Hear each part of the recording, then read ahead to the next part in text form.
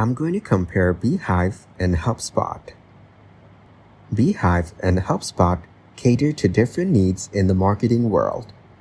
Beehiiv is a newsletter platform designed for creators, writers, and small teams who want to grow and engage their audience through email.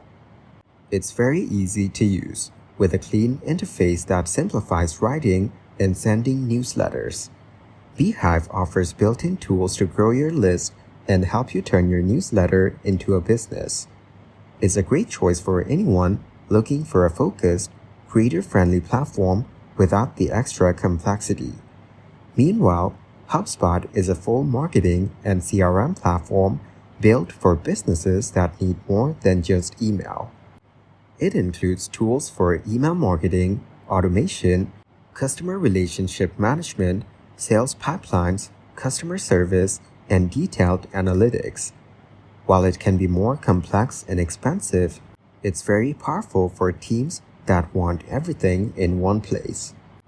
Hubspot is ideal for growing businesses that need to manage customer journeys from start to finish. In my opinion, Beehiiv is simpler and more affordable, while Hubspot offers more advanced tools and full customer management.